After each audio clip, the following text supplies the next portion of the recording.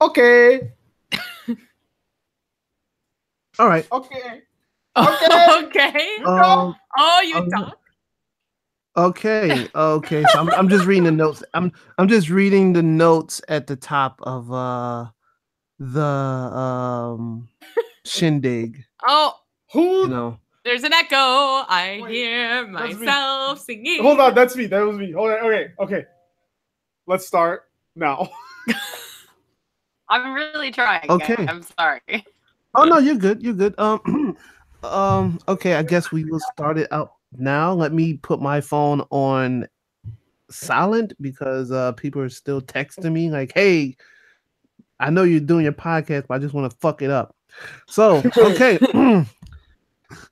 Ladies and gentlemen, welcome to the 10th episode of Scheduled for One Fall. I am Patrick alongside La Flama Blanca, and I'm on a streak because I haven't messed it up yet. Also, Val Capone and Black Market Ivan. We're live from Chicago. Of course, because we're from Chicago, I think we're born in Chicago, all born in Chicago and all that great shit. But enough about us. Actually, no, it's not enough about us. How's everyone doing? Starting with Val. How are you doing tonight? I'm awesome, actually. I got a fucking haircut today. I got a mall cut. I'm really excited about my new do. My best lady friend, she is a main mechanic, a hair ninja, a hair toucher. She does magical things, and I'm really excited about my new slick do. And also, I'm wearing one of my absolute favorite wrestling t-shirts, my Sandman shirt that I got either at the Odeum or at Milwaukee at the Rave or Eagles Ballroom. I can't remember.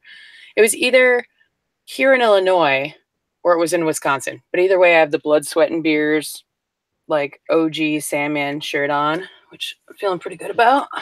That's great. I was at the gym and somebody was like all the dudes were like checking it out, like it was a good vibe. So, and I don't have practice tomorrow, so I'm going to drink alcohol. Yes. What What are do you I drinking? see? Let's blow this up. Okay. I already had 2 beverages at the bar I was at earlier. Four Moon Tavern is one of my favorite bars in Roscoe Village. And I had the Lagunitas Imperial Stout, fudgy goodness. But this is my favorite beer of all time. Bell's And Cherry that is Stout. called. Oh, nice. Okay. Okay, shit. Yeah. I'm gonna have to All right, write ready? that down. Maybe I'm gonna have Let me to. see. Yeah. Let me see if y'all can hear this. For those of you that are watching, I'm about to do this with my face. Oh my God, she did it with her teeth. That's impressive. Beautiful. You know what? Oh I man, am blown away. Brava. I am completely shocked.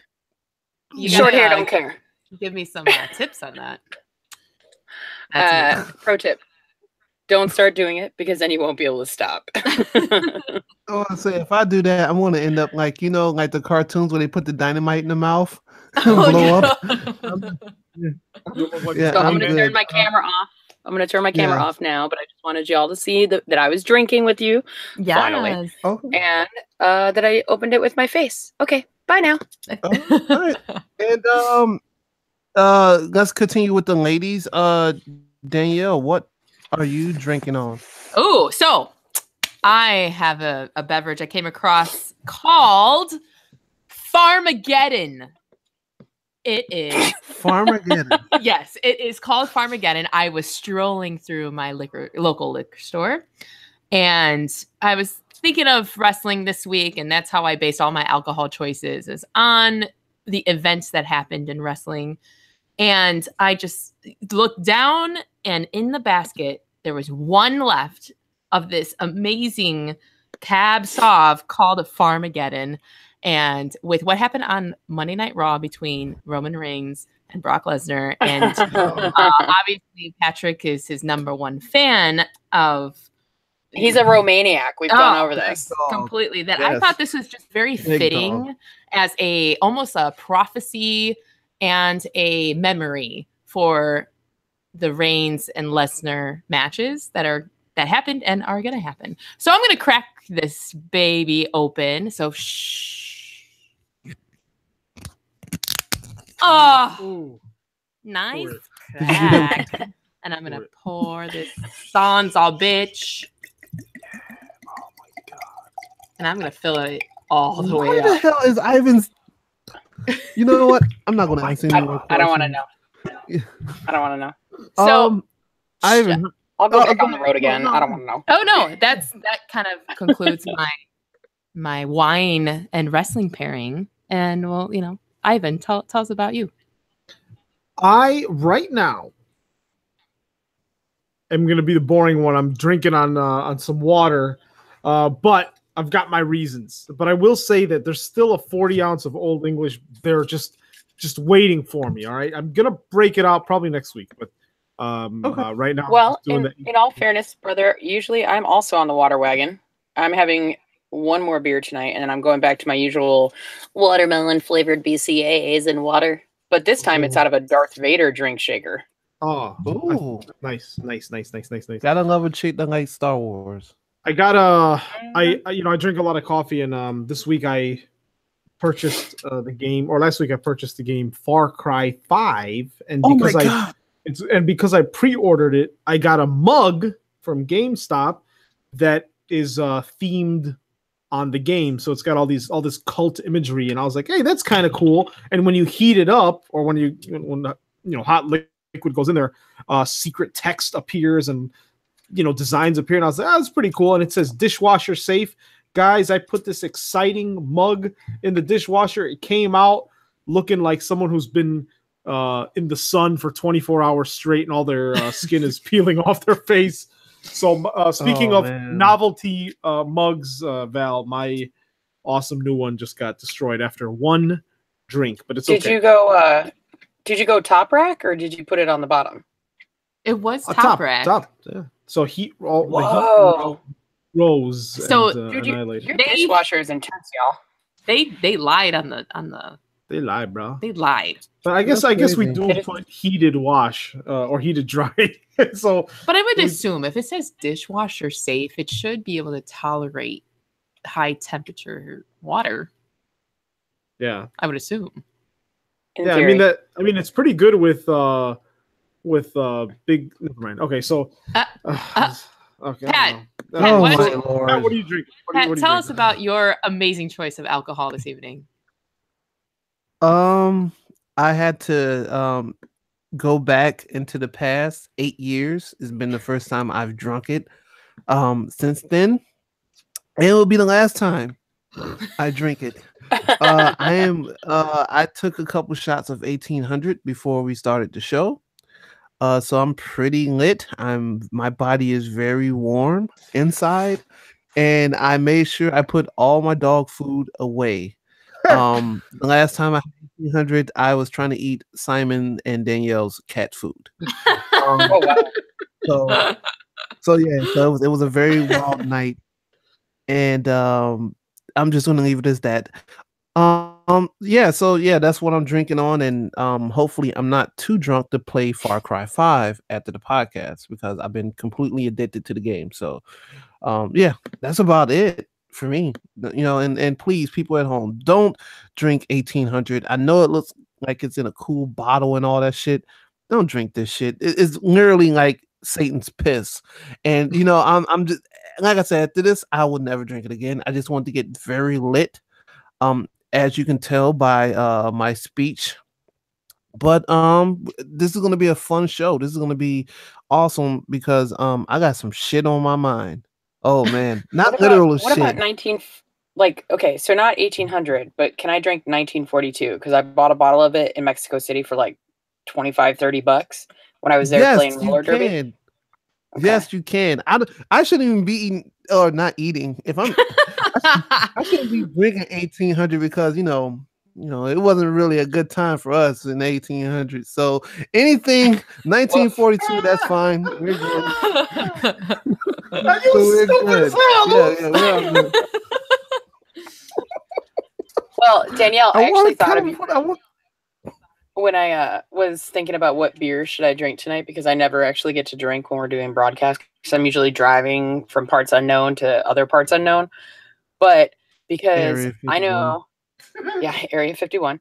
But today we're going to be discussing the New Japan Wrestling Sakura Genesis. So I don't know if you know, but Sakura, if I'm not mistaken, is cherry in Japanese. Yes.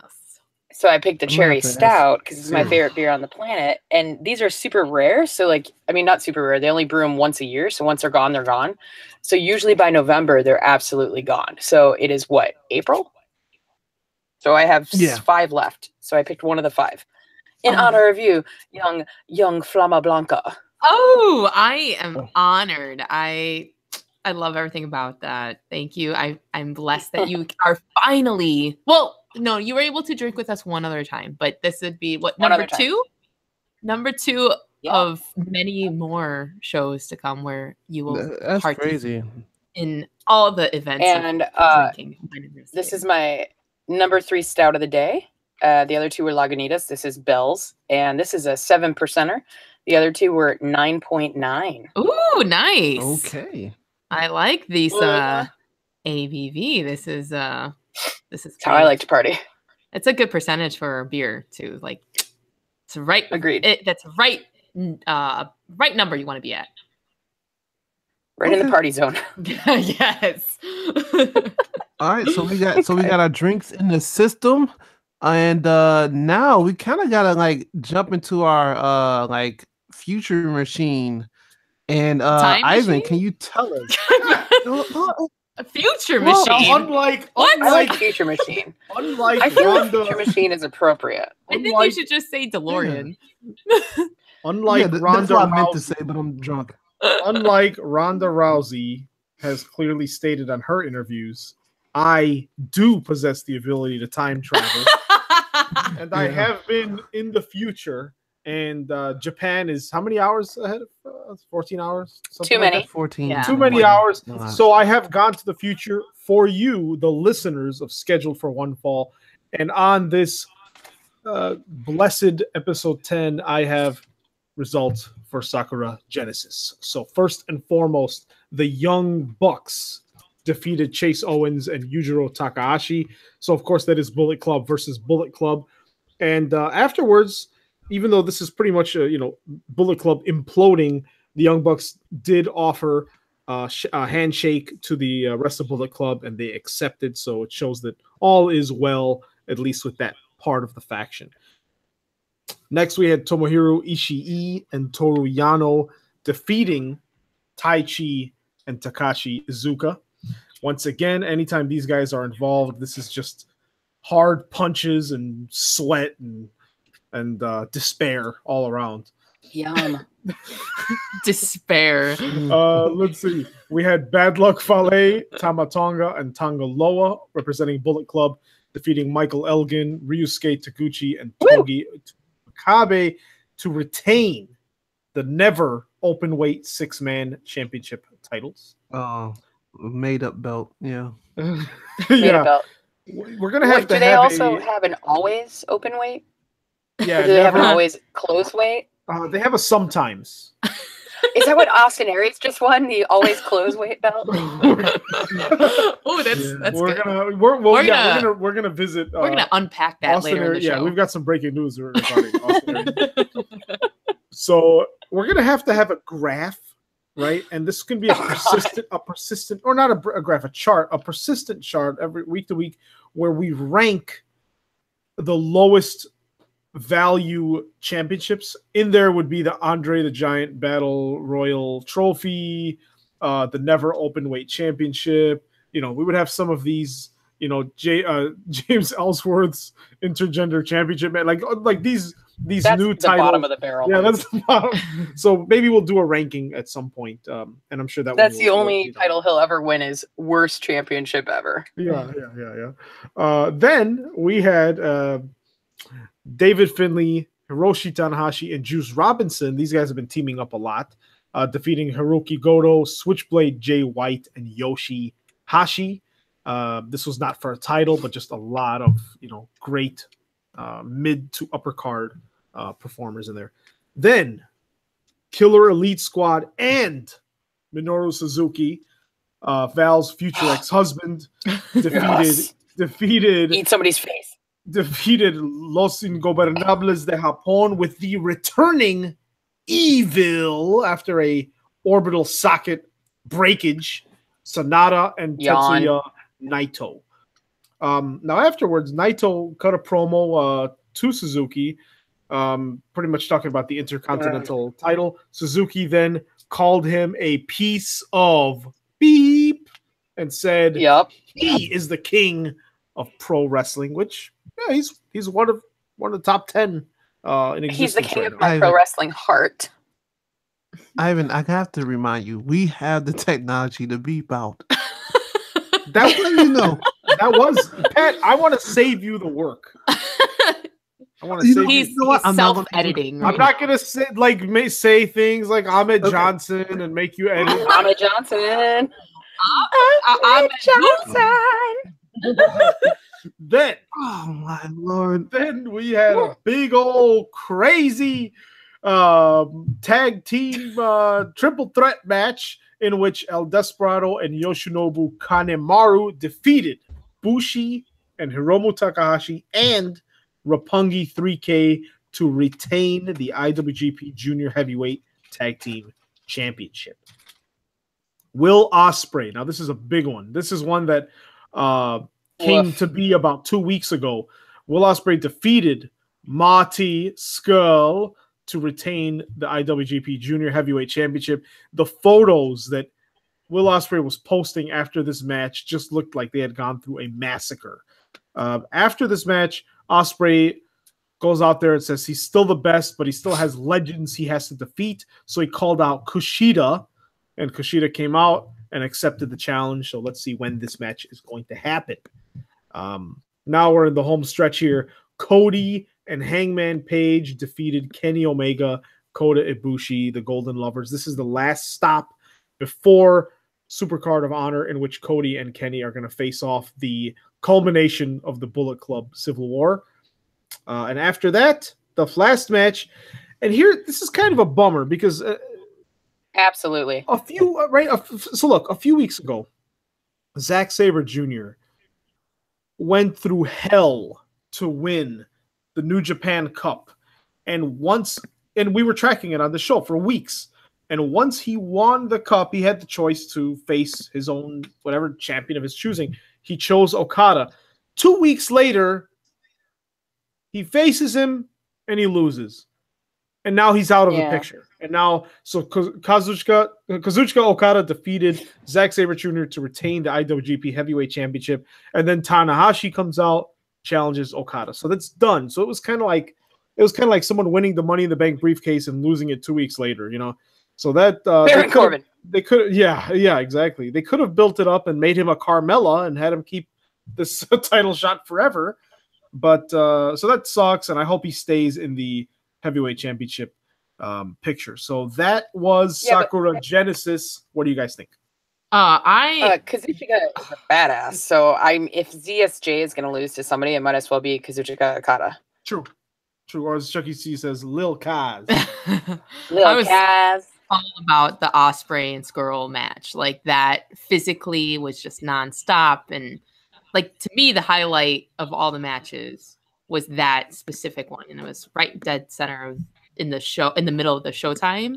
And it was a great match. Like, they're amazing wrestlers anyways, but together, those British men can definitely pull off a good show. Yeah, I'm a little bit upset over the whole Roppongi 3K losing, because they had so much momentum, you know. And I'm also excited about Tanahashi going after Okada. It'll be interesting to see what happens with that. Overall, it was a solid show. Val, any all right, crickets on New Japan? I mean, overall, it was really rad. I watched it mainly through YouTube clips and I didn't watch it as a full pay-per-view because, you know, I was busy working. But I mean, watching that clip of Ospreay's neck, I mean, like, it made me want to throw up multiple times. It was like a hardcore match, man. Where is the New Japan hardcore belt? That's what they need. Oh, they'll just give it to Sandman. He'll show up. Which I'm wearing his shirt right now. Blood, sweat, and tears. It's about time for his career resurgence. Well, with that said, Pat, why don't you? Oh, I'm sorry. I mean, Val. Val, why don't you tell me a little bit about what happened on Monday Night Raw? Because unfortunately, I was blessed with not being able to watch it, and not in a bad way. Just I wasn't home, and my Hulu version just wasn't sticking out for me to click the watch episode. So tell me all about it. Well, I feel like it was a pretty decent Raw. I don't know if it was a good go home to WrestleMania decent Raw, but like the first 25-ish minutes was essentially Coachman holding court over Triple H and Stephanie the Authority against the Olympians of Kurt Angle and Ronda Rousey. And boy, did those tables look shitty. I was just sitting there going, when is somebody going to go through a table? When is somebody going to go through a table? I didn't think it'd be Ronda Rousey, to be honest. But it was just a whole lot of smack talking back and forth. Ronda looked gorge, as always, and she was doing her awkward smiling. I can't believe this is my job now, Ronda Rousey smile. And she had a decent couple of lines, but also I think she got freaked out when the crowd started to pop, But so they get up and it's towards the end of it and everything seems hunky-dory and they're going to be like appropriate and take classy, quote unquote, classy photos because this isn't the UFC or, boxing. We do it classy here in the WWE. And then all of a sudden, by the way, he tanned too much. Bam. Triple H hit Kurt Angle in the back of the dome with a microphone and knocked him out of the ring because Kurt has never been hit before in his life. And so Ronda Rousey goes to put the moves on, and I don't mean in a fancy way. I mean like in a I'm going to kill you fucking way on Triple H. And Stephanie, she did the weirdest stutter step. I think she had to make sure her timing was right or something because she's not like a full-time wrestler, so I understand where perhaps the hesitation was. But she picked Ronda up and put her through a table. And then it was like the most cute, darling, evil Rockwell cover that was ever painted was Triple H and Stephanie like smooching each other in the corner over essentially the corpse of Ronda Rousey. So it was definitely very interesting. Ronda didn't get up, which I was surprised. I don't know if she was just like overselling how strong Steph's chokeslam was. I don't even know. She just put it right through the table. It wasn't a chokeslam. But so yeah, it was weird. It definitely made me go, It was one of those things that make you go, And up next, we had Bayley taking on Sonya Deville. So we went from one MMA fighter to another MMA fighter, supposedly. And the Infinite Hugger took on the new kid on the block from Absolution. And it was actually a pretty decent match. I was kind of worried it was going to be a piss break, but I enjoyed it. And it could have gone either way. There was a little bit of the heel turn play, teasing, but in the end, Bayley ended up defeating Sonya Deville. Sasha kind of assisted, and Sasha was like looking for like, why aren't you going to raise my hand too? You won, but it was kind of because of me. And then it just all shit got weird, but I think this whole thing is weird. Like, shit or get off the pot, Bayley and Sasha. Like, either beat the crap out of each other or just make out. Either way, I'm going to appreciate if you do something. Then we had the Battle of the Intercontinental soon-to-be dance that's happening at WrestleMania. 2/3 of it anyway. Seth Rollins taking on Finn Balor. And Burn It Down, the Kingslayer, burned down Finn Balor. Took home the win on that one. I'm really excited about Miz being a dad. He's really, really, really into his daughter. And it's kind of cute to see that kind of passion that he has for his in-ring performance and on-mic performance translate into I'm a dad now performance. But I wonder how that's really going to play into the future of his career. Like, are they trying to make him lovable now? Because people only love him because we love to hate him. So I don't know. It'll be interesting. The next match was stellar. I thought I was on the treadmill watching it. I had to rewatch it. And it was... Braun Strowman in his best gravelly voice. Everything was really intense. And he was essentially taken on the bar. And the bar was, you know, saying, well, who's going to be your partner at WrestleMania? And Cesaro was like, you know, mean mugging. Sheamus has his douchey sunglasses on. It was fucking perfect, in my opinion. And then Braun says, I got a tag team partner, but you have to face him tonight. And, you know, he said, just so you know, he looks a lot like me. And God, this is basically, an excellent impersonation. That's a great impersonation. That's great. I thought we were knocking them out of the park, but shit. Val takes the cake on impersonations. This is spot on. See what happens when I don't have to do this while I'm driving? So out comes Clark Kent, aka Brains Strowman. And essentially, it was Braun Strowman wearing a pair of Clark Kent glasses and a white, not quite lab coat, but almost a dress shirt. But it's Braun Strowman, so does he even own a dress shirt? But there's definitely no sleeves, so maybe it is Braun Strowman. And then Corey Graves is like, oh man, that must be his twin. And then he rips off the glasses and the shirt. He's like, oh, it's Braun Strowman. He had no idea. I think it's because he was too busy like doing the creepy hand praying pose that he likes to do. He was so focused on all his tattoos and his weird hair. So he didn't even notice that it was actually Braun Strowman the whole time. So yeah, Braun Strowman confronts the bar, makes it a thing. Up next, we had the Battle of the Weird Ones.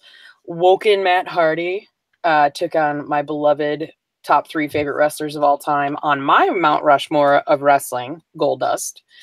I was really hoping that Goldie could have taken the win here, but no, it went to Woken Matt Hardy, and you know, it is what it is, but I'm just happy to see Goldust is still wrestling. And then we got to what was, I feel like, the best and worst simultaneously part of the night, which was the John Cena, excuse me. Hello, Stouts. John Cena promo, where he continued to call out The Undertaker. And for me, I'm like, can you stop giving us blue balls already? This is the red brand. What are you doing to us? You know? And he went off about, you know, you may have left your gear in the ring, but you left your balls at home. That was pretty much how he wrapped it up. But throughout, he did a great job at the same time. As much as it was annoying me, like, shut up already, either shit or get off the pot. He went through, like, pretty much the best and biggest promo that anybody could have given to the WrestleMania card. He highlighted each and every wrestler, including Elias, who we don't even know what he's doing.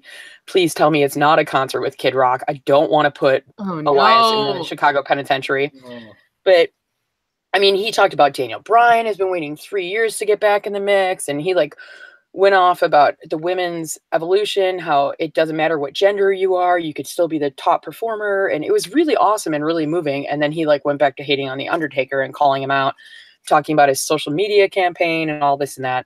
And then he made the terrible comment, as I mentioned, about you left your gear in the ring, but you left your balls at home. And I just thought it was kind of like a weak way to tie it up, even though I know the crowd dug it a lot. I don't know. But essentially, John Cena gave us all a free clinic. So thank you, Cena, that I don't have to give you any money for how to cut a promo, because it was actually really, really good throughout. Oh, did I forget to mention that, what's his name? Kurt Hawkins. I guess I didn't mention that part. Kurt Hawkins approached Braun Strowman at a certain point, saying, "Pick me, Braun." He had a really rad tank top, which, Jesus fuck, I hope they sell those on WWE.com, because I will be buying 12 of them. And Braun, he was like, "Hey, you need a partner?" And Braun Strowman goes, "What's your win-loss record?" he's like, well, that's not really important. I mean, that's really not, you know. And he literally picks him up and throws him through a wall. It was just beautiful. So then we have the aforementioned Elias taking on Heath Slater. Elias with the win on that one. And I'm speeding along because I want to get to the next match, which I really, really loved. It was my favorite of the night, I guess, other than the final segment, which I'm sure Patrick also really loved. I thought it was really cool that they paired Asuka with Dana Brooke, considering Dana Brooke gave Asuka her first win ever in NXT. And that's kind of what started the streak. So I thought it was kind of cool that they were tag team partners, because Dana Brooke really doesn't have a lot going, except for she looks Babosaurus Rex in some glasses holding a clipboard. Man. That girl looks good. Yes. Some of that. Oh, Patrick. Okay, can you take it? Sorry, that was my AJ Styles coming out. Oh, Dana. Oh my God, what is happening? Oh my. I mean, I think Mel and I agree with both of you, but can you just dial it back a little bit? Ty Dillinger's a 10 and Dana Brooke is an 1800 is what Patrick is saying. Yes. Oh my. So the Asuka and Dana Brooke combo, which is like the unlikely pairing, but it was so brilliant, took on Alexa Bliss and Mickie James. And boy, the stupid Snapchat bullshit beforehand of like talking about blubbering. Oh, did you say blubber? It was just, boy, fucking stupid. Mean Girls Live all over again. It was just dumb. Like, I get it and I appreciate it. The interview that Nia did with Renee was grand, especially when she turned and looked to the camera and was like, "I've got a message for you, Alexa. I'm gonna squash you like a bug." I was like, "Yeah, girl, go." With them pink lips, looking all baby.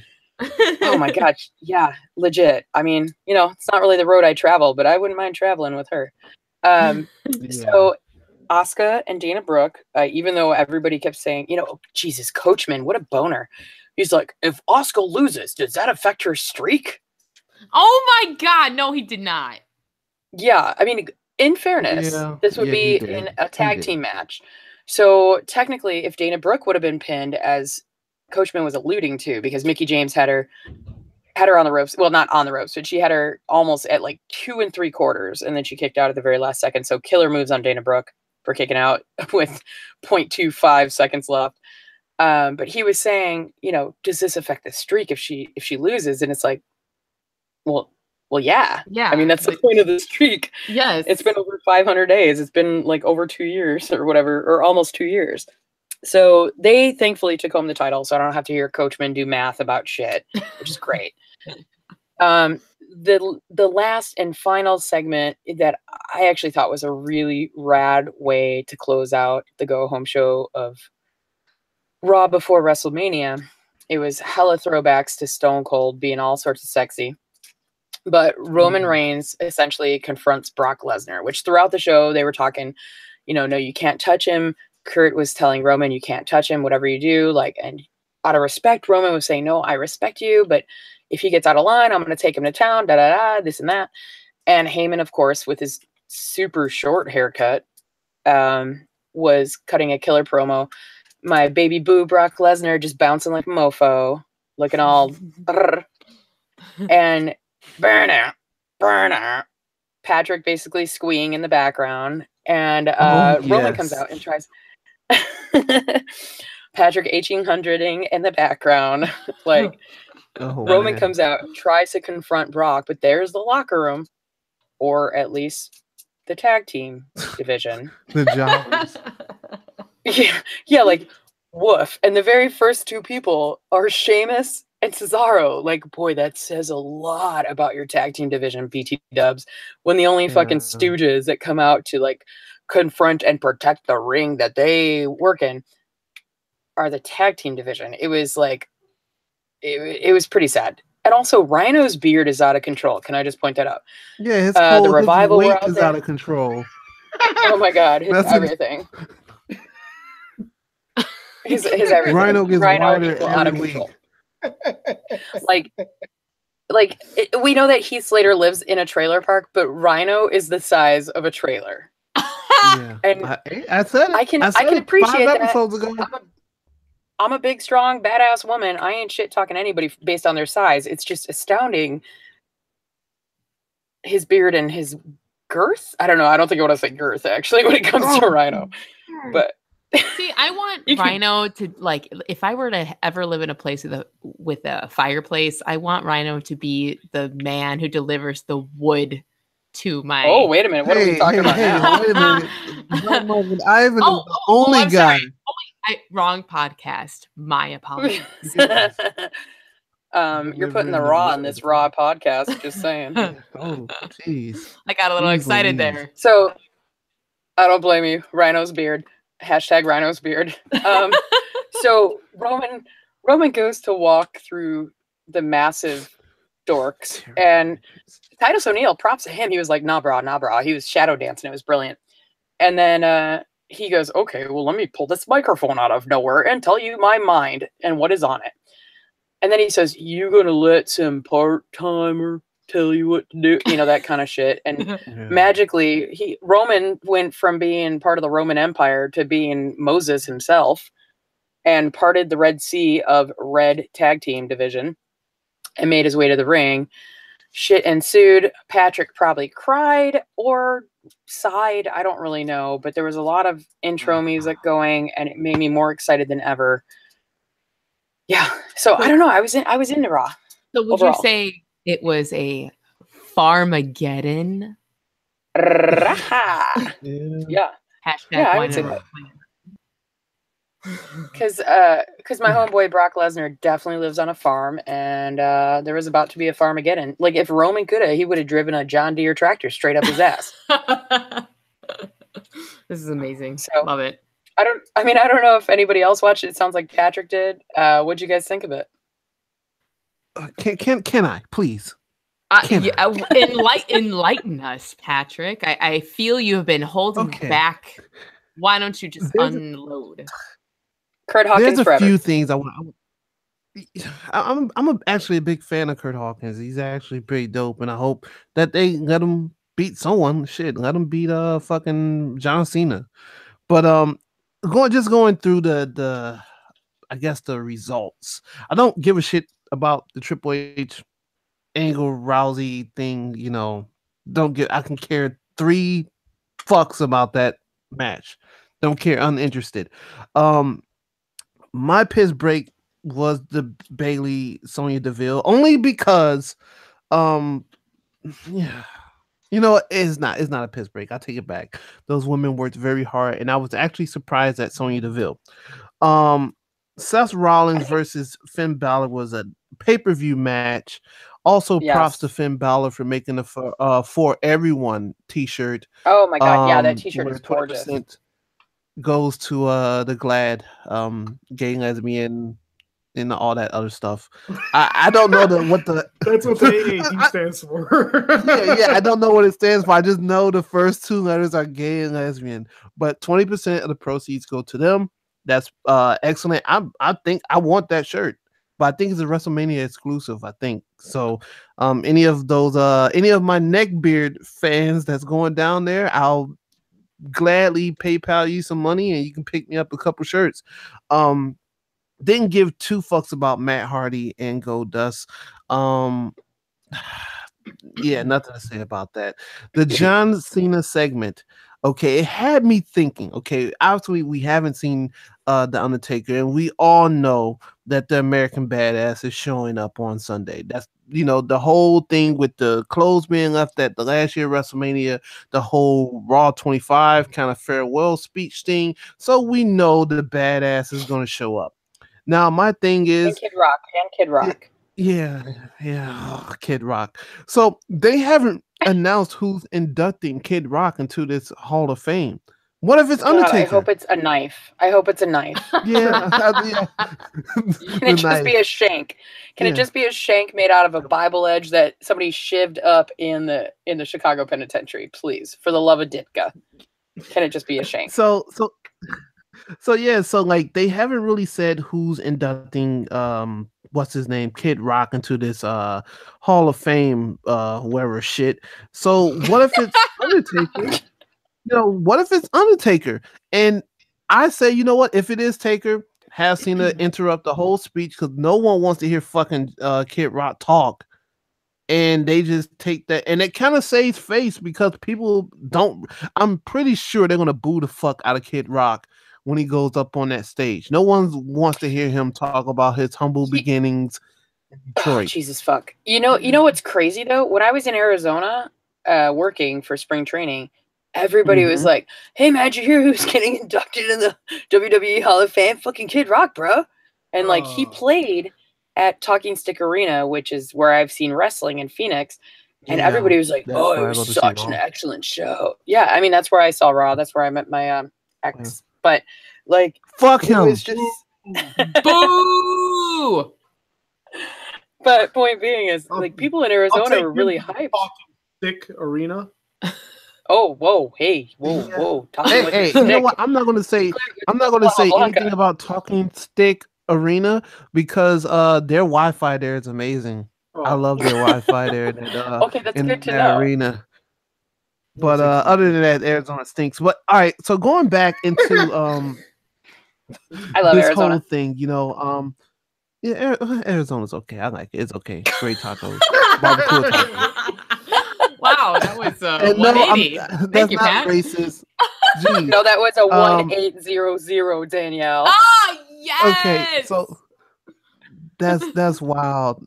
So Elias, that was definitely a piss break match right there. Okay, you neckbeards are happy. Okay, I didn't nominate a women's match this week. It was Elias versus Heath Slater. Obviously, I know you neckbeards were happy to see Rhino out there, fat ass out there with no theme music again. With a neckbeard. Yeah, with his neckbeard. So Damn, you all feel like you're hating one on big Rhino. happy family. No, I love Rhino. Look, oh my god. Can somebody please tweet that GIF that y'all just posted in our private group? I'm sorry. Sexy Like, time eating I briskets? have my loins have a soft spot for Rhino, okay? So it's that girl. It's that bow-legged walk. It just does it for me. I think if he his name eating, they're gonna have to cut him from like he's gonna have to come out the side of the gorilla to come down the ramp. He's not going to be able to come out the damn entrance. I feel like for Danielle and I, we're on the same page with this. I feel like his name is Ryan. Yes. That's crazy. And by the way, any of you neckbeards that are getting Patrick his t-shirt that supports the Gay and Lesbian Alliance Against Defamation, please, neckbeards ahoy.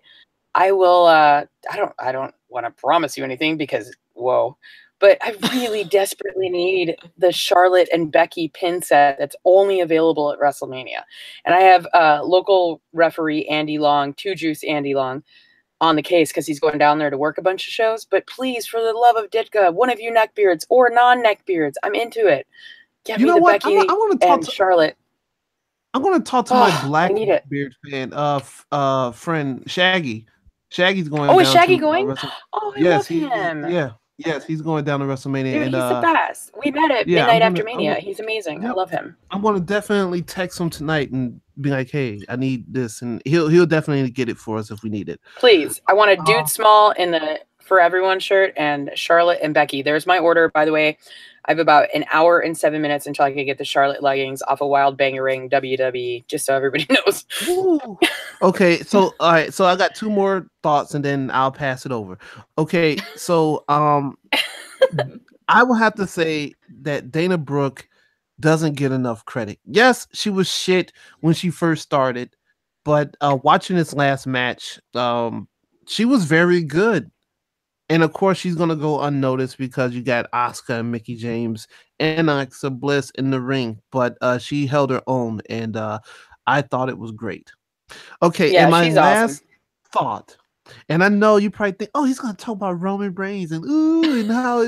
No, I'm not gonna talk about Roman Reigns. No, I'm not going to talk about that because we all know what's gonna happen on Sunday. It's already written in the cards or whatever. It's in the book, but I don't know where Vince McMahon, I don't know where Kevin Dunn, I don't know where their staffing agency finds these writers, because whoever came up with the fucking idea to call Braun Strowman oh, Braun's and Brains, ooh, and I'm pretty sure they think they're hilarious.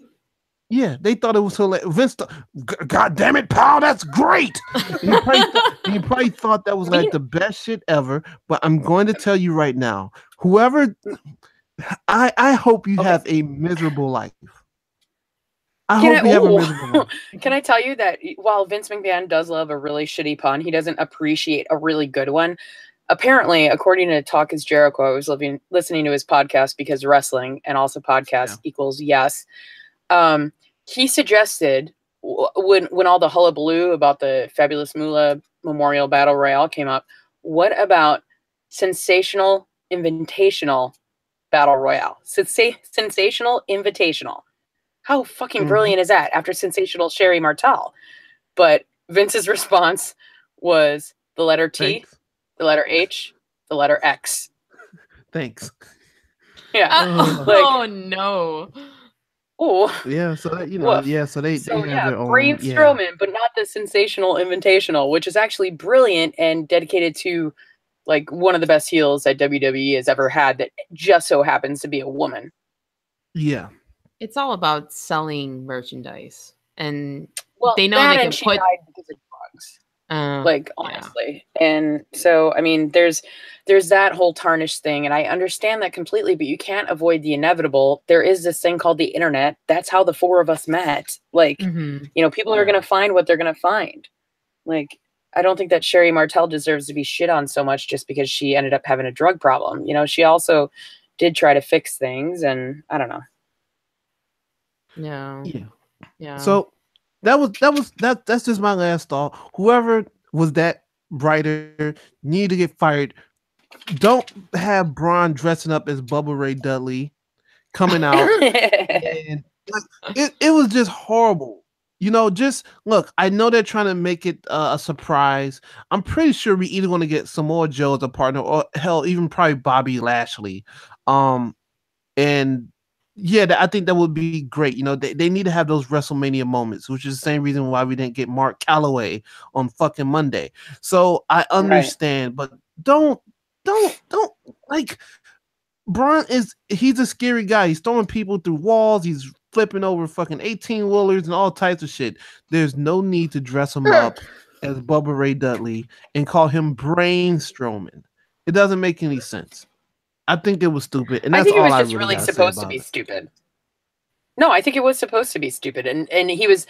I feel like what I like to think is that he was saying, "Fuck you! I should be my own partner. I don't need anybody else." Okay, you want me to have a partner? Fine, Braun Strowman, because he's the brains, I'm the brawn. It's all the fucking same. We're all Strowman, you know. But it was really dumb and also hilarious because just hearing Corey Graves shit his pants was worth it enough for me. Braun. Yeah. Oh my god. Yeah. Oh god, my dog is even crying about this. Oh no, the poor baby. So if there was to be a Farmageddon match between Braun Strowman and Brock Lesnar, who would win, and what machinery would they use to get the pinfall? Oh, I don't know. Is Brains involved or just Braun? Brains would be the referee. Oh, I thought Hillbilly Jim would be the referee. Well, he's being inducted in the Hall of Fame, so you got that. I would say that Brock Lesnar would... No, not Brock Lesnar. I think Braun Strowman would lose by drowning from the machine that waters all the corn in the fields. Yeah, what is that? Oh, no. It's like a big hose that's on a conveyor strip that they just push down the corn rolls. Would that be the finishing move, the irrigator? Yeah, yes, that's the word. Wow. That's the word I was looking for. Oh that's man, I haven't even started drinking wine yet. Pat.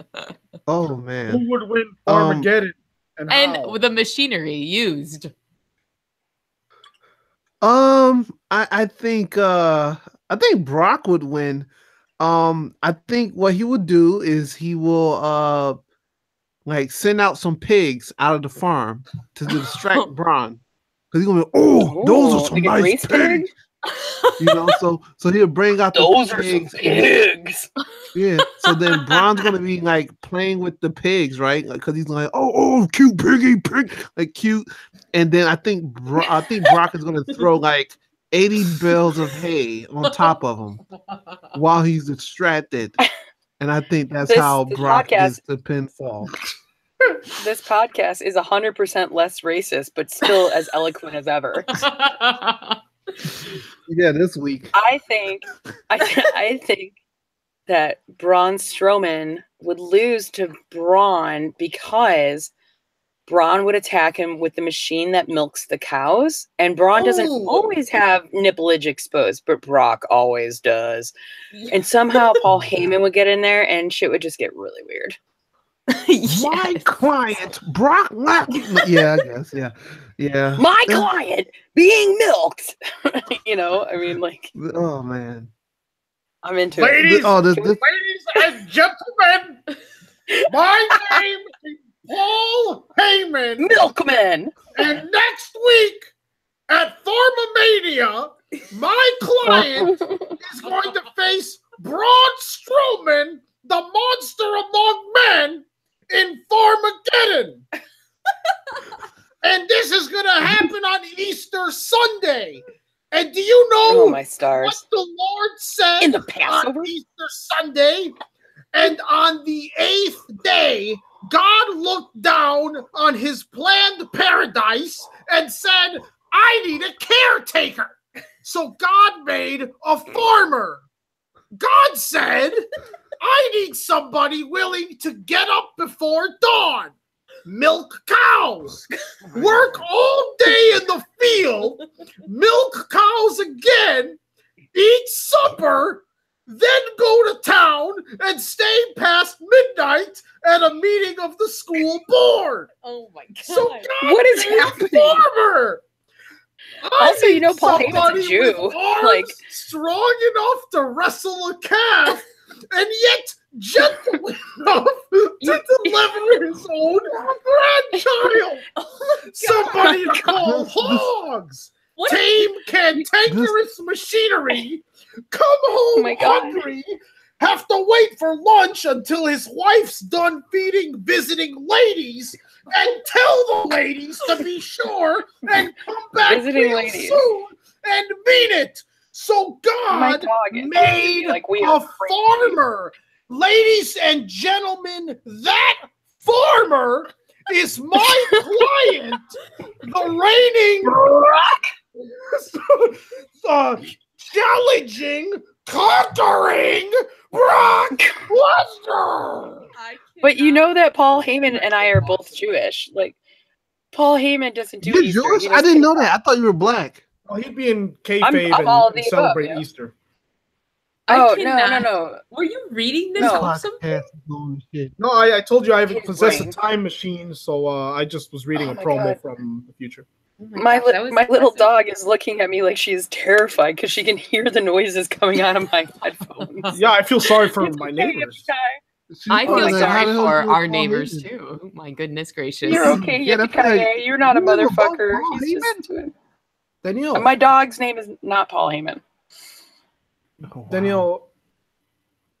Patrick. Okay, so that was Raw. Can we lay the smackdown on Danielle to give us some smackdown Yeah. information? Because I gotta go get some Oh. wine. So you gotta talk while I go get wine. Oh my goodness. I already tapped myself off. Okay, so SmackDown took place in nasty Nashville this week. And The Music City. we started off the evening with Daniel Bryan coming to the ring. Coming And- down? I'm gonna Coming skip out? right over it. Just move on. He came to the ring and pop had a nice pop with the crowd. Stop laughing at me, all y'all.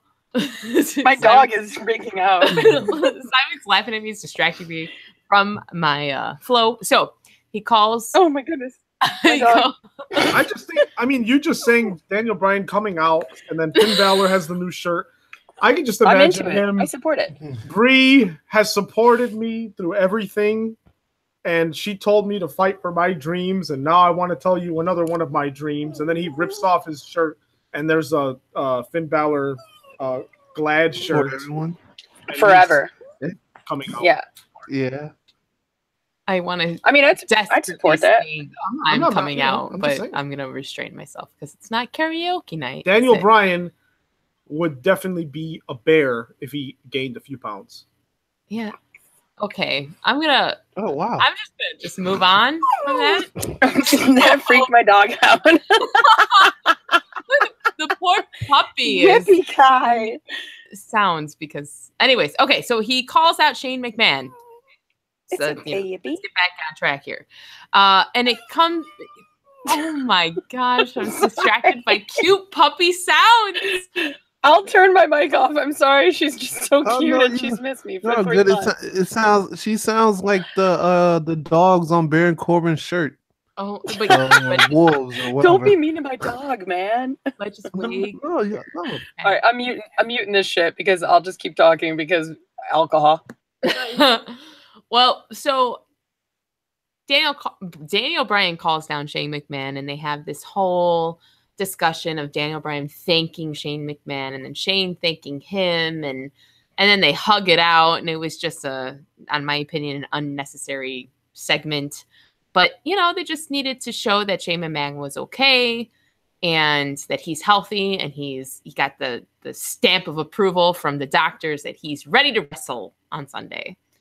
Following that was a pretty decent match between Charlotte Flair and Natalya, which, they got a nice rhythm. I like the way they wrestled together. I think overall it was a pretty decent match.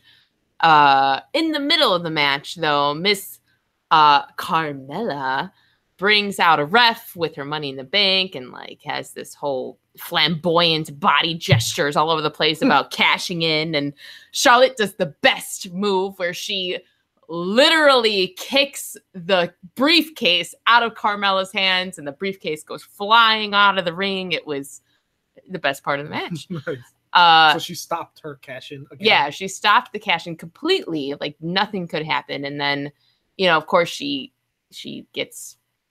rolls out of the ring, and then there's this little yelling argument, and Natty tries to roll her up for a quick pin, and Charlotte kicks out, ends up defeating Natty. And anyways, moving on. It was a pretty good match for what it was, which is just a filler match. I enjoyed it. But next came out the glorious Bobby Roode. He was on commentary. And of course, you know what this is all about. It's all about them building up their US title match. So he hopped on commentary, and then Jinder Mahal came out and Rusev came out, and they both had their little cronies on the side that were trying to interfere. But to me, it was a piss break match, but it happens. And then the best part of this match, though, after Rusev won, is Randy Orton comes out of left field and RKO's Rusev out of nowhere. His whole phrase was relevant for this moment. It was amazing. It was a pretty entertaining moment. Are you excited for the WrestleMania match a little more now? This last little interaction of all of them made me more interested than I was before. And then after that happened, Bobby Roode jumped in the ring and handed the belts to Randy Orton, and there was this mutual understanding that they know what they're going into. But whatever. It was a filler match to just prep people and get people more interested into that match. We'll see what happens, right? We'll see. I don't know. We'll just move on from that. Then, to me, the actual piss break, the waste of time match was was it 4-on-4 or was it 3-on-3? I think it was 4-on-4. There were so many people in the ring that I lost count, and I actually did go take a piss break. I'm not just saying it. I really left the room while it played.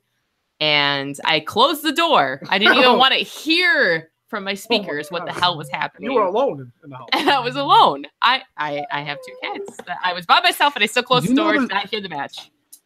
So the craziest thing about this match is that this is the first time in a year and a half I've seen Primo. Yes. Okay. Oh, you want to hear some real insulting? Is I did not know if it was Primo or Epico. I was like, I don't even remember what you guys look like. I don't know who this is. I thought they got fired. But yeah, so there was, they made it a 4-on-4, and Baron Corbin's team defeated number 10, Woo Woo Woo, and the Po-Po. Whatever. Doesn't matter. What type of who? The Fashion Police. That's the who gives a shit match. Wait, didn't we have a the Who Gives a Fuck match title last every week. Every week we have piss breaks, and then we have a WGAF match. Okay, so this is my I'm gonna turn in my ballot and put this match in the box. Okay. Because I'm looking at that and I'm like, if someone's like, "Hey Simon, I want you to review a match. Here's $10," I'd be like, "No." Yeah, this match was terrible. It was god awful. Again, I took a piss break and shut the door in my house, and I live by my. I don't live by myself, but I was by myself in this moment. Sorry, Ivan. Anyways, the best part of the night was Kevin Owens and Sami Zayn. To me, okay, I'm just gonna speak for myself in this moment. So they come out and they do this little bad boy rant and ripping everybody apart, ripping SmackDown apart, ripping Shane McMahon, Daniel Bryan, and mocking them and pretty much just being the ultimate heels that you can imagine. And while they're on this tangent, they show backstage footage of Daniel Bryan and Shane McMahon talking about, "Oh, can you believe these guys? Let's go out and let's tell him. Let's go, let's go talk to them." And they cut back to them, and the guys come out. And now, when they cut back to Owens and Zayn, they are cutting through the crowd, and this is why I think it's the best part of the show. And as they're cutting through the crowd, going up the stairs, they are literally avoiding the fans that are trying to tap them and like have high fives and shake their hands. Yeah, that was pretty awesome. And they were being the best heels. Like, they were perfect in the description of being the villains. And, Daniel and Shane come out and they like call him out and say, put the cameras on them. And this is their last night on SmackDown, and do this whole promo thing. And what I loved about it is that you would think that it's Daniel Bryan and Shane McMahon that's supposed to, promote the match more so. And it was literally Kevin Owens and Sami Zayn building up Shane and just killing it. Like it was opposite. And I thought they executed it in such a clever way. I was very interested. It was funny. I loved it. They should have closed out with that, but they didn't. They closed out with a pretty decent match, which was a tag team. Pretty much or almost a repeat of last week, but it was actually AJ Styles and Shinsuke against Chad Gable and Shelton Benjamin. So, of course, they could not have their headliners lose. I mean, they could have, but they, of course, they wouldn't, because that's just setting them up for failure on Sunday. But AJ Styles and Shinsuke Nakamura defeated Shelton Benjamin and Chad Gable. And then there was, of course, this little moment of intimidation that both Shinsuke and AJ were doing. AJ does exactly what Shinsuke did last week to him, where he threatens with his signature move of the phenomenal forearm, but doesn't actually hit him. He misses. He takes the way he executed the move is he almost hit him in the face, and then stopped and tapped him on the forehead. Almost got you, man. Almost got you, man. Yeah, exactly. It was that kind of moment. And he walked out of the ring, and there was this mutual understanding of, hey, I know what you're in for, and you know what I will bring to this match. So it was all right. I didn't feel it was as impactful because they did it last week. So I don't know. My favorite part of SmackDown was definitely the Kevin Owens and Sami Zayn segment. I thought they killed it. They made it worth watching SmackDown in general for this week. So we'll see what happens. I feel when we talk about WrestleMania, I feel SmackDown's lineup is much stronger compared to Raw, but we'll see. Just to go back, I have a few thoughts about this whole SmackDown episode. Tell me spin me a tale, Patrick. Okay, well, one thing that we didn't talk about, there was a segment backstage with the New Day and the Usos. Yes.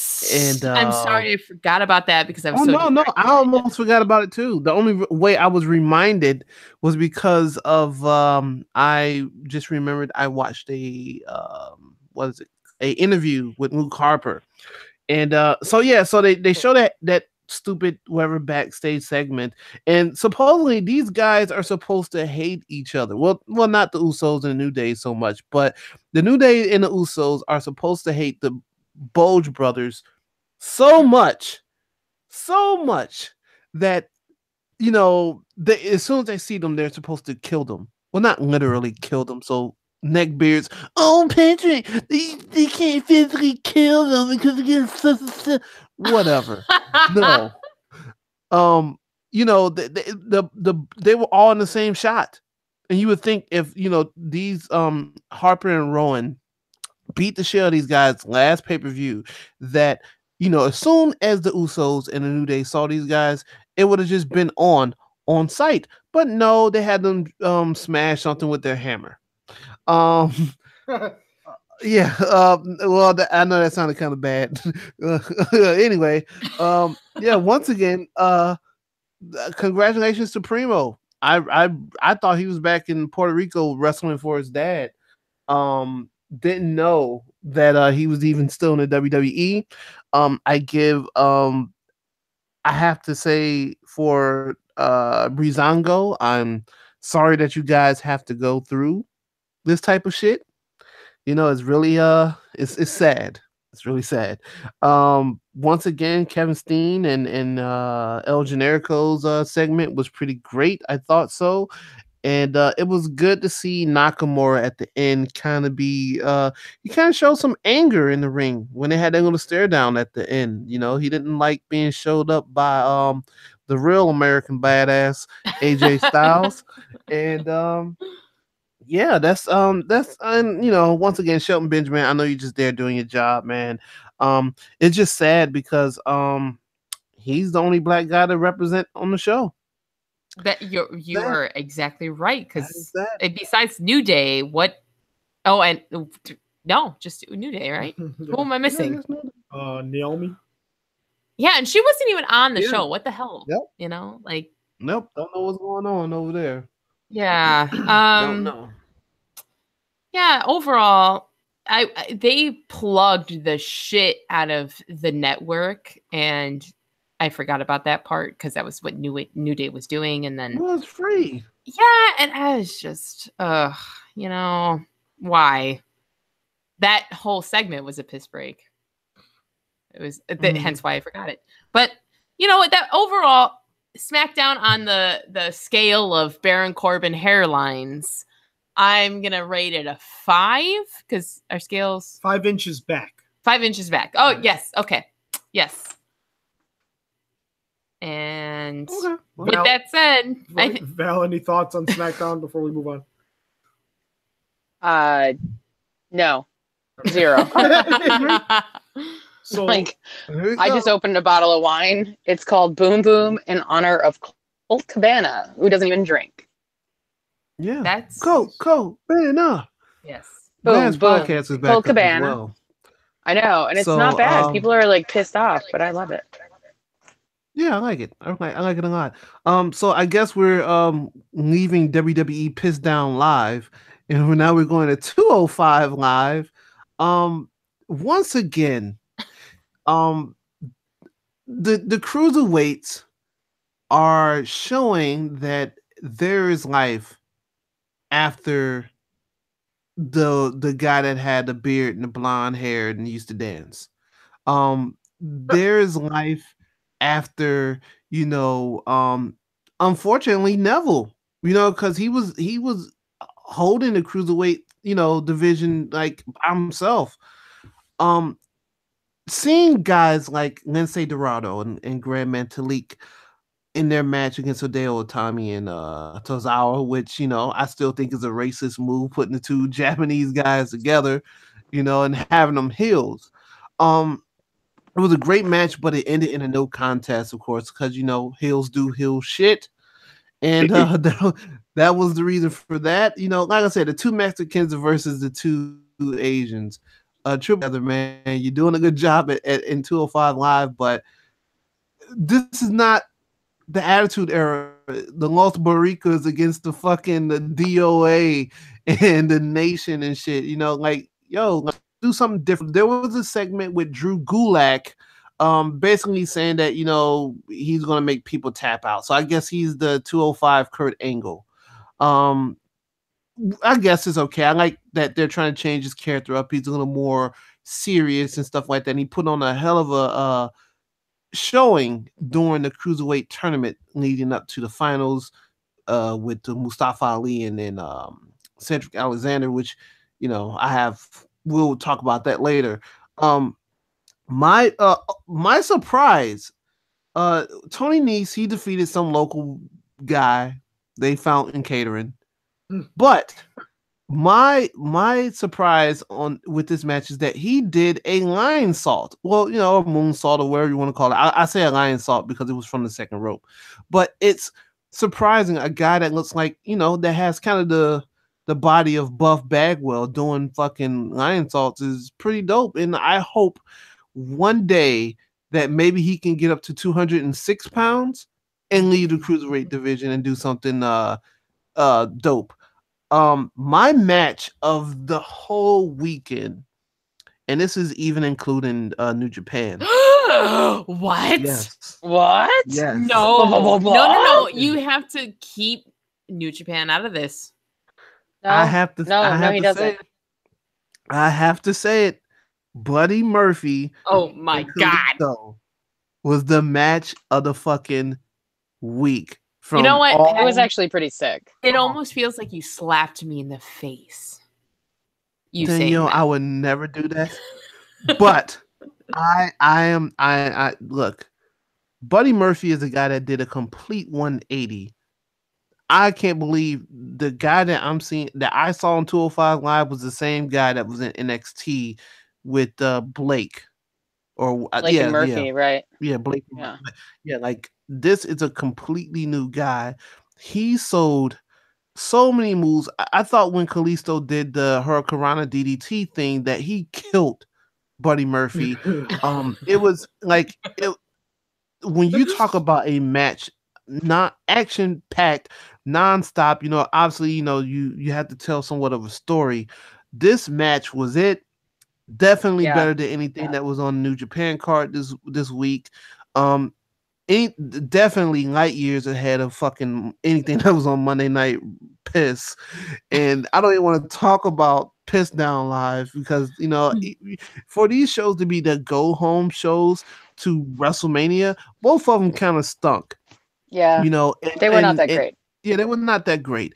And looking at what happened with 205 Live, they had 3 matches or whatever, but it made me like, oh shit, these guys they're putting on a show for, half the arena leaves anyway because they made the mistake of putting 205 Live on after fucking WWE Piss Down.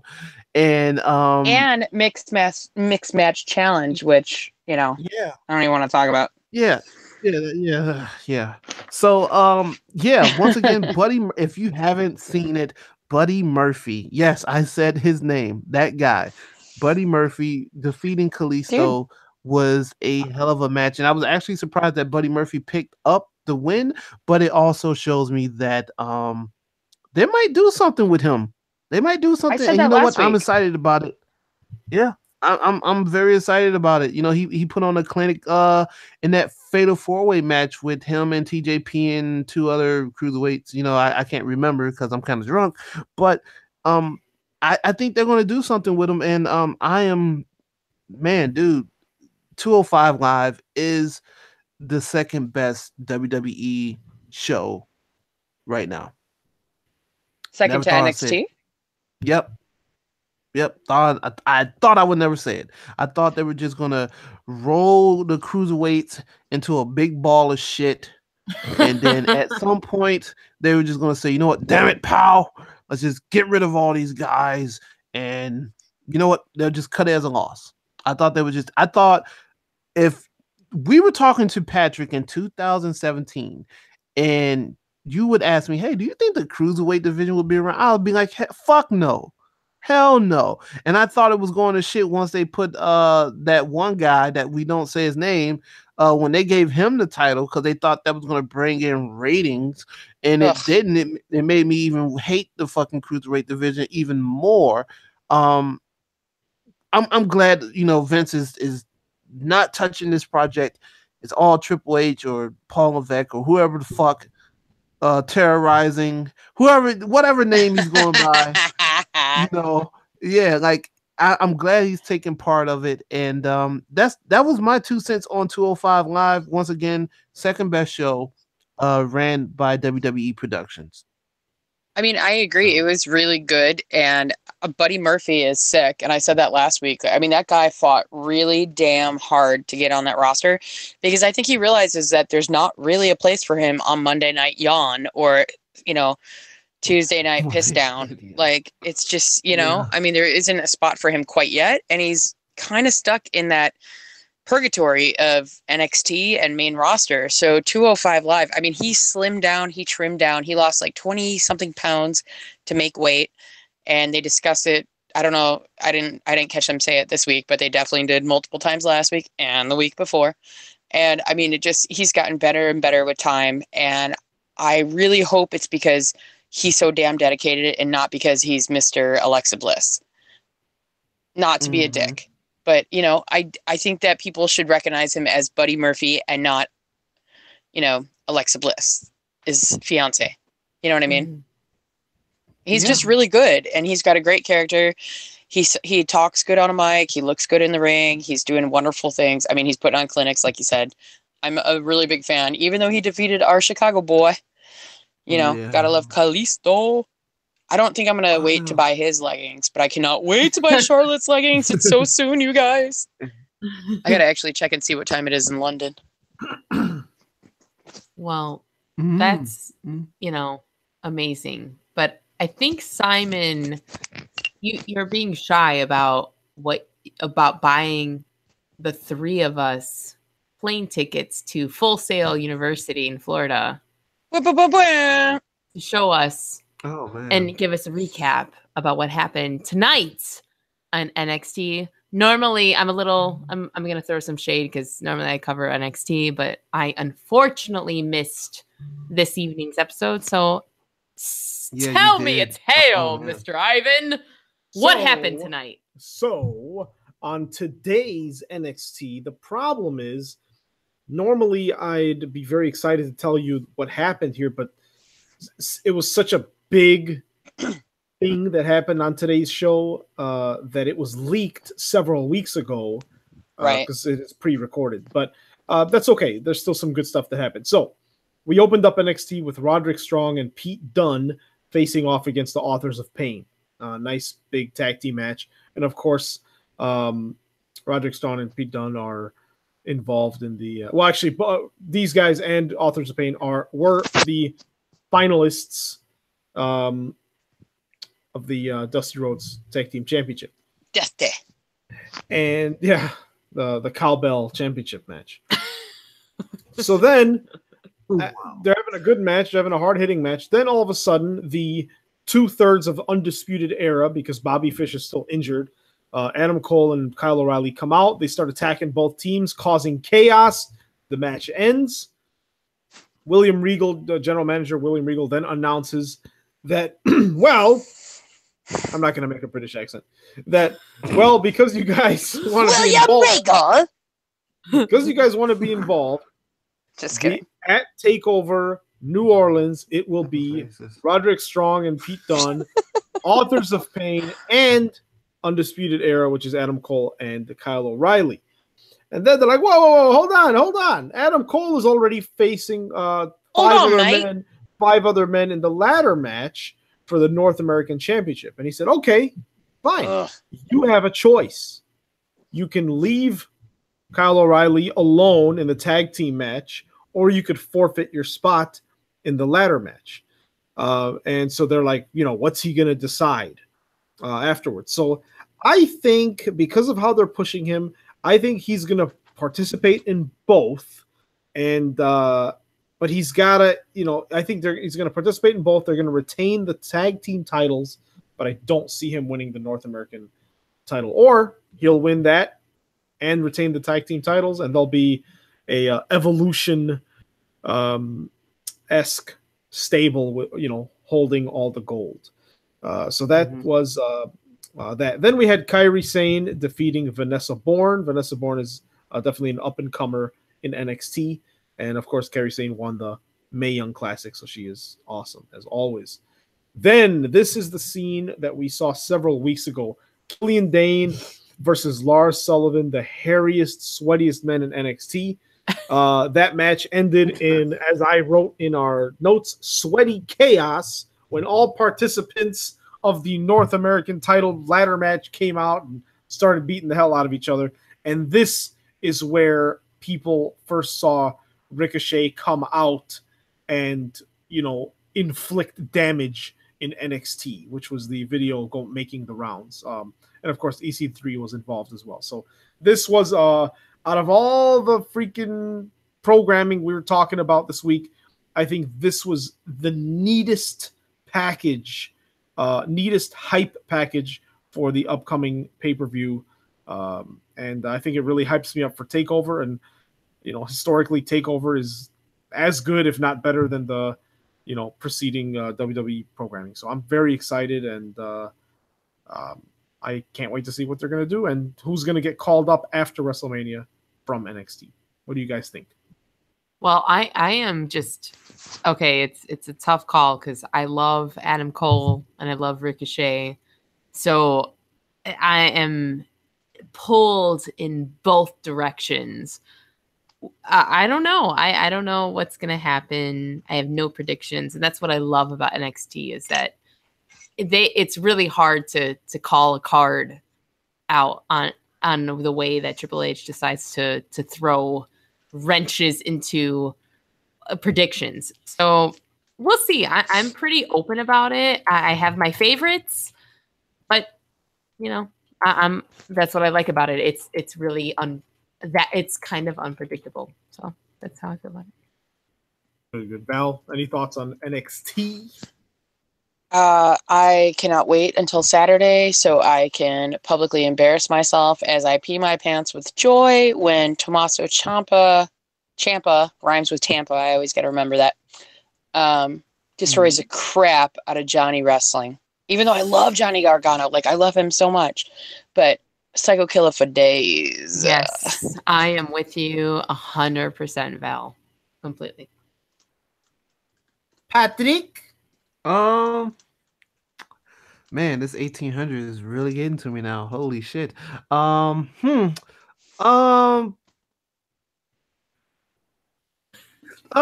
okay. I was reading the notes, but don't read the notes. I already saw it. Holy moly! But anyway, my thoughts on NXT. The match between Roger Strong and Authors of Pain was great. It's good to see Roddy and Dunn actually gelling together, right? And putting on great matches, and for it to be like a last minute thing, just amazing. A lot of people are not a fan of the North American Championship belt. I think it is great, kind of I'm just glad it wasn't yellow. I'm glad that it kind of looks like an old 70s WWF belt. We need something that's different and something that actually looks like a belt. Don't get me wrong, I love NXT belts, especially the ones that now that they've been redesigned. Titles, Patrick, titles. Oh, damn it. Yeah, I'm sorry. Damn it, pal. They're titles. Yeah. So the titles look amazing. They don't look anything like it doesn't look anything like WWE stuff. I think all the stuff on the main roster, they look so factory.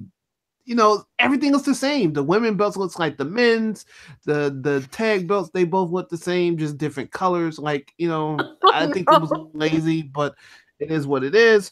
But yeah, I thought NXT this week was amazing. It was great to see Ricochet come out and do some do his thing, do his thing-a-lang. And yeah, that's about it. I thought NXT was great. We just saw a lot of thing-a-lang, and it's a lot of Ahmed Johnson. Oh, Okay, my someone, Lord.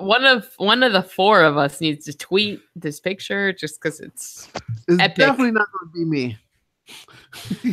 I don't even know the hashtags I should use for this photo.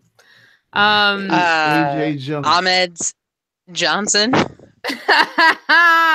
Yes, I love that. There's so Ahmed many. Johnson. I have to keep scrolling. Oh my God, they're on an ankle. Okay.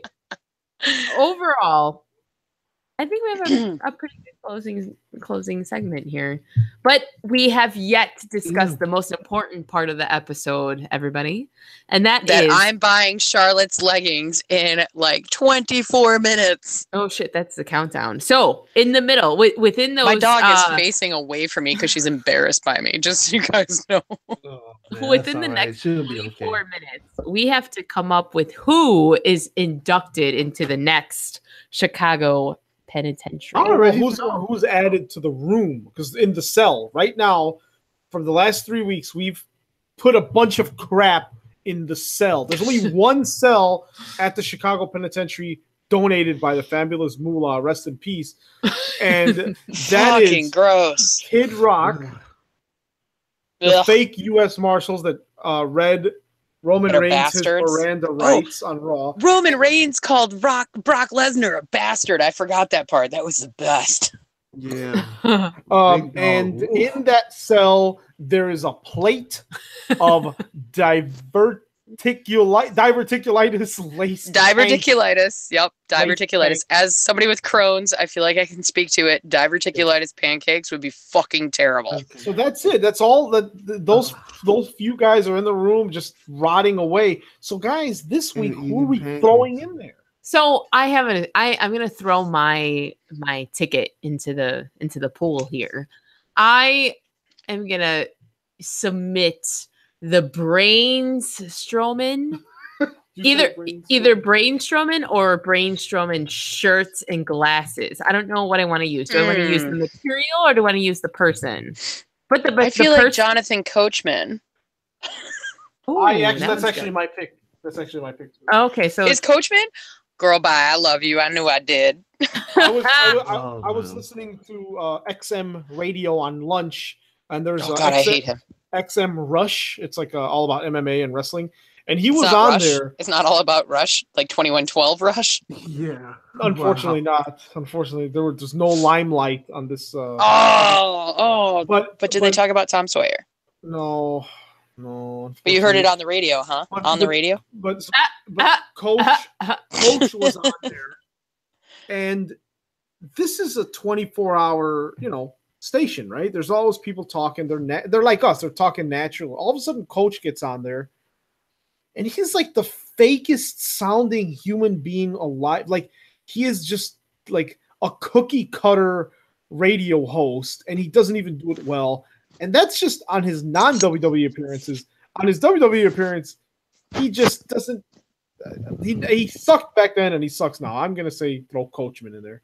But he keeps it classy, like Freddie Blassie, because this is WWE, not the UFC or boxing. I'm going to say Jonathan Coachman wearing Braun Strowman's clothes. Oh, my God. Danielle, I'm sorry. Ivan, I feel like we need to get married now. What do you think? That's a pretty amazing submission. What, Pat, I think you're the last one. So are we saying Brain Coachman? Brains Coachman. That's good. Coachman Strowman. Oh my, that's a good Coachman. Brains Coachman. I feel like Brains Coachman because it's so close to Strowman. And also, I'm a lyrical master. Fucking trust me on this. Yes. I was going to say the writers you guys came up with the idea of Braun Strowman. That's who I was. 21 minutes. I don't know. So I buy Charlotte's leggings. So Pat, you think WWE, right? But Pat, we need an exact name though. Oh no, Brains Coachman. The dickhead that wrote that. Yeah, the dickhead that came up with Brain Strowman or you know what? Fuck it. Brains Coachman is going up in there. It's a morph of Braun and Jonathan Coachman because we can't agree. Yes. So let's just fuck it. Let's just throw them both in there. All right. how do you say retract? Redact. Redacted. That's racist. Is it redact or retract? Retracted. Or does it both apply? You redact Ahmed Johnson. You retract what you voted. Oh, okay. So I'm retracting I would my never vote. redact Ahmed Johnson. And okay. So I retract my vote, and I'm gonna have I'm redacted. gonna tally the Brains Coachman submission there. I think Brains Coachman is perfect, not just because I'm a lyrical master, but also because we're all correct. Perfect. Right, there we have it. All right, we have Brains our submission. Coachman. Episode 10, Chicago Penitentiary submission is Brains Coachman. I can't even say it because it's like a tongue twister. Are we going to give shout outs and love to people that we shout out to and love? Wait. Before we do that, we still have a couple minutes to talk about the Austin Aries fake belt award. Whoa, what fake belt? He only wins a real belt. I redact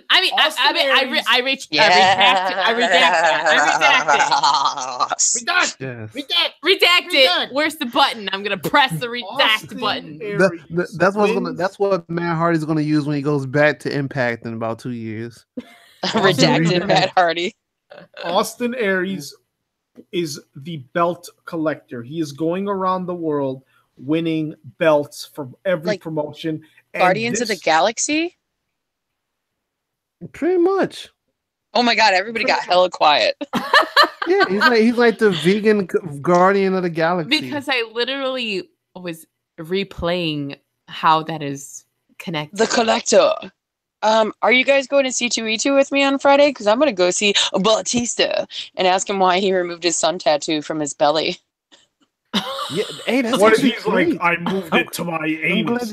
I think he's going to talk about how big his Ahmed is.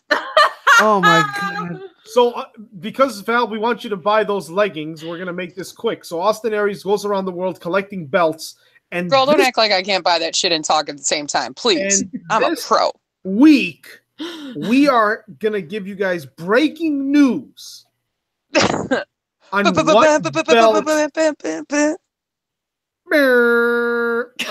belt. Where's my horn, Ivan? I don't know. And parts unknown. Guys, what belt did he win this week? You guys have the breaking scoop on the story. Oh, man. I love being in the future. No one knows this.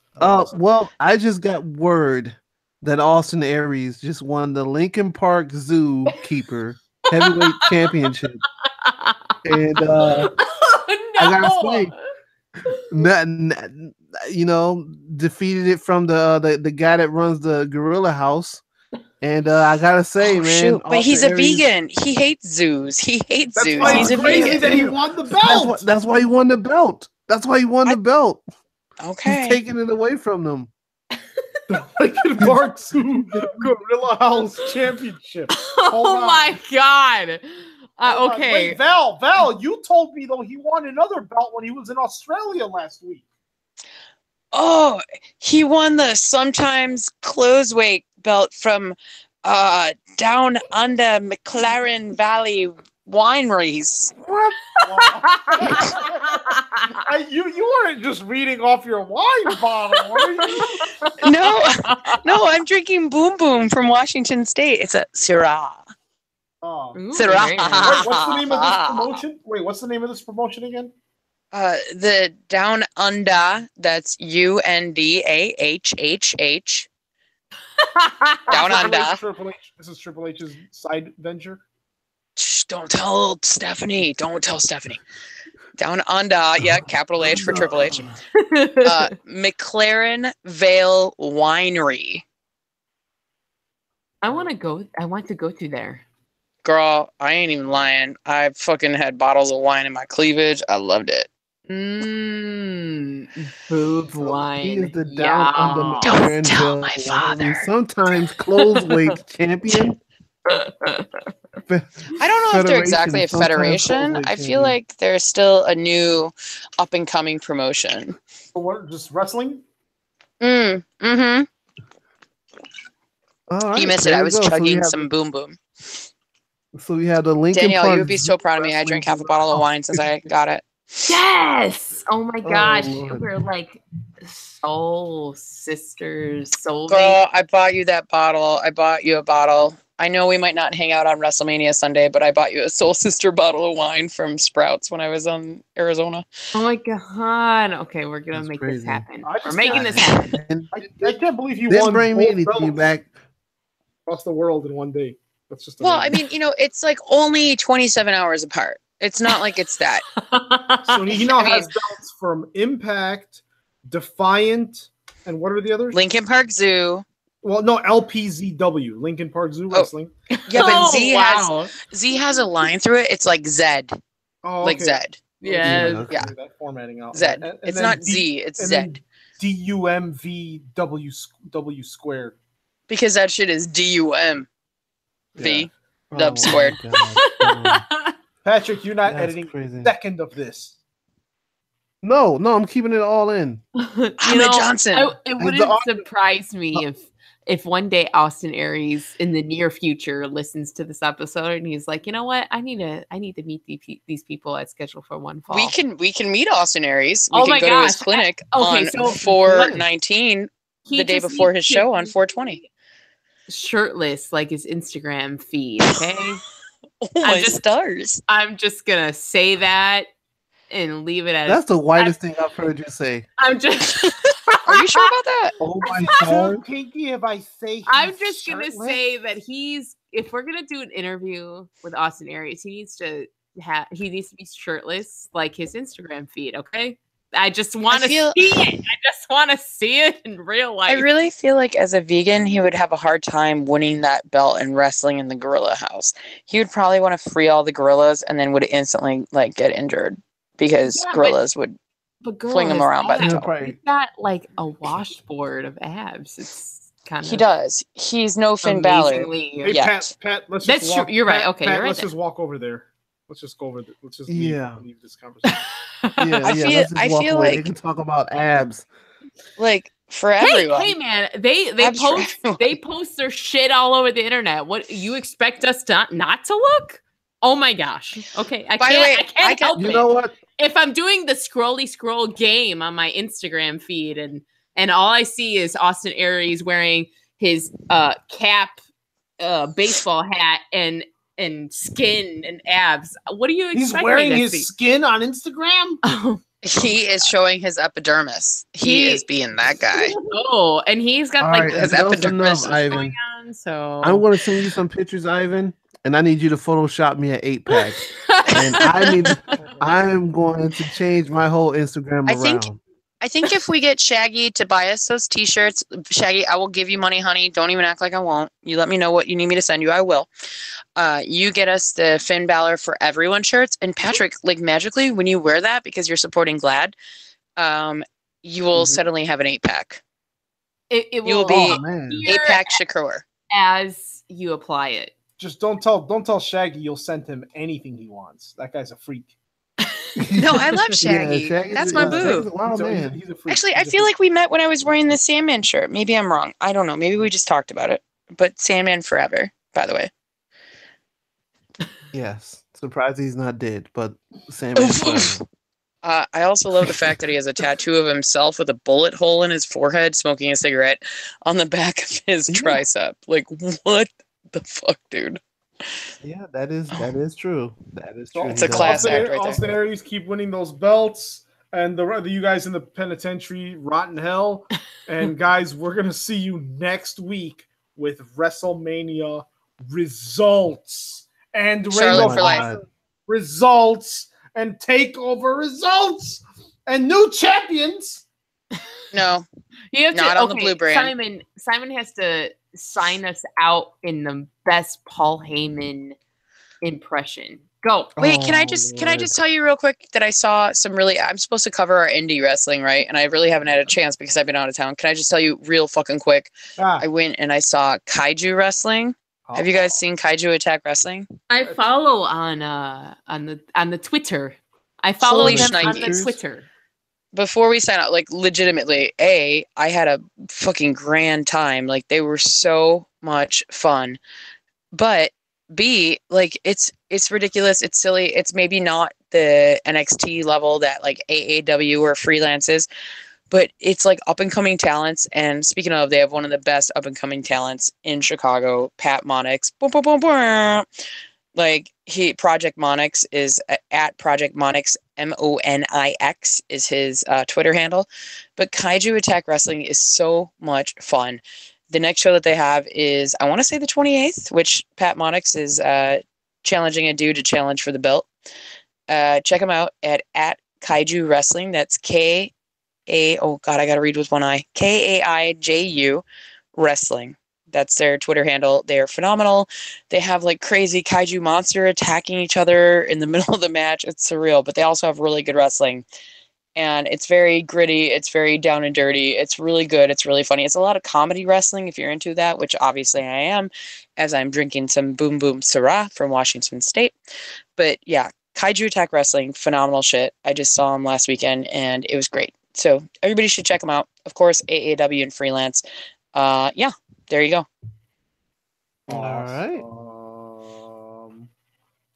We met Pat Monix at a Zello Pro show, and he was super down to earth, awesome guy, dude. Great He's the best. wrestler. Like he's absolutely love absolutely the best.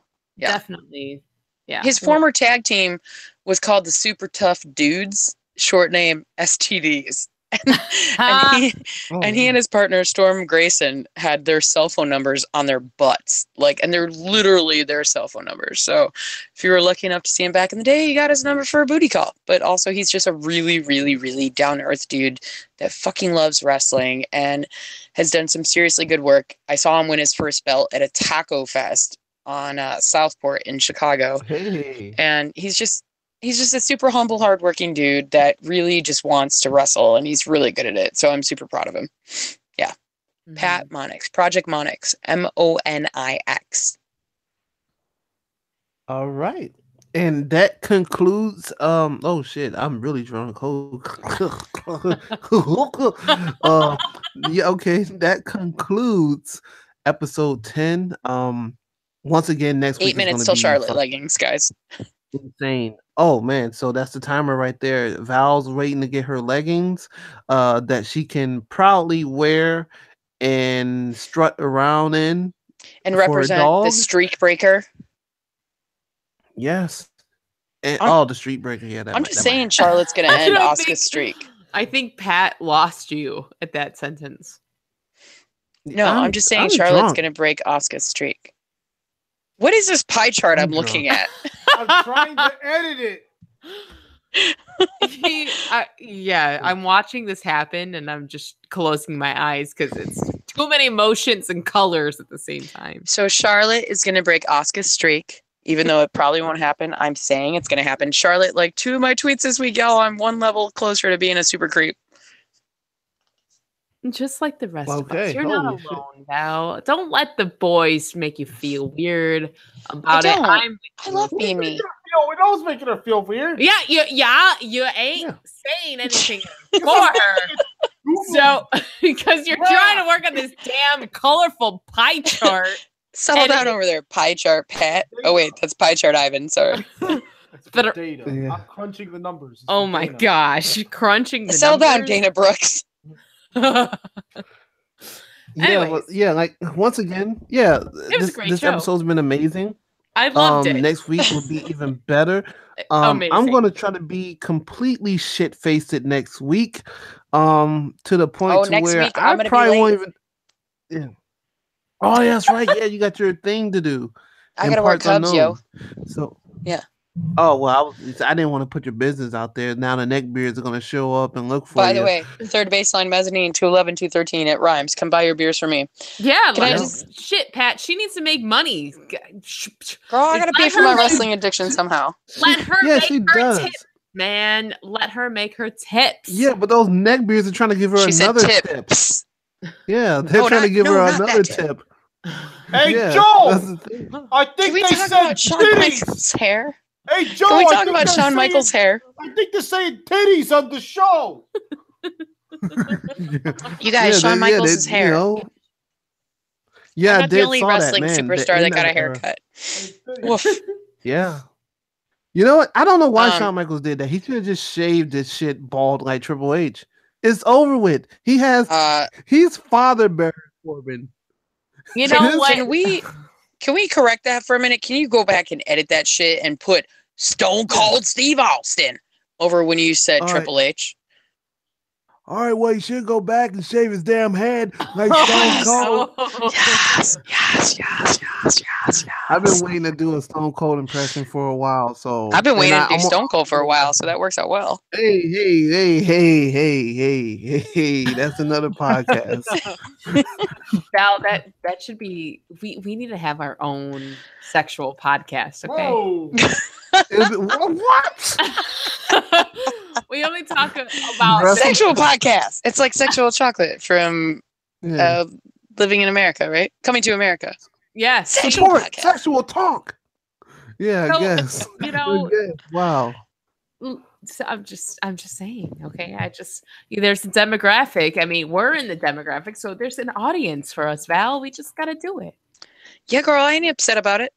I confirm. I mean, guys apparently have they're offended, but you know what? Let them be offended. Shit, we'll do our own thing. I'm not offended. I'm not offended. Why are you offended, Pat? I kind of feel like they're trying to be polite gentlemen of society. No, I'm going to support it. You know, like I said, once this podcast starts taking off, they can have their own little network, and it just be nothing but sexual wrestling talking neckbeards. We'll give them all the neckbeards.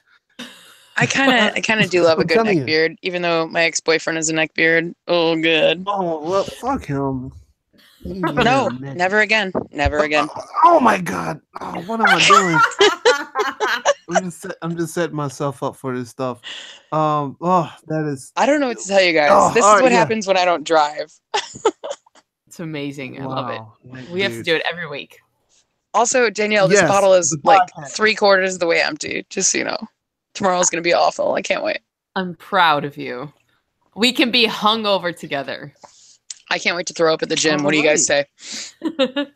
So you guys, like I said, it was a great show. I've gone to the gym every day this week, man. Oh man, jeez. I just got thrown off by all this sexual talk. I don't know. All right. So, anywho, once again, it was a wonderful time. I'm not editing shit. What's up? I can't Ahmed Johnson package in my face. Is there more? Is there more? 2 minutes of midnight. 2 minutes. Oh my God, to Johnson. All right. Bye. All right. Bye, you guys. Is that a thing? Wow, that's a thing. Oh my God, there's so many. And see you soon. Have a good week. Good night. Come back now, y'all.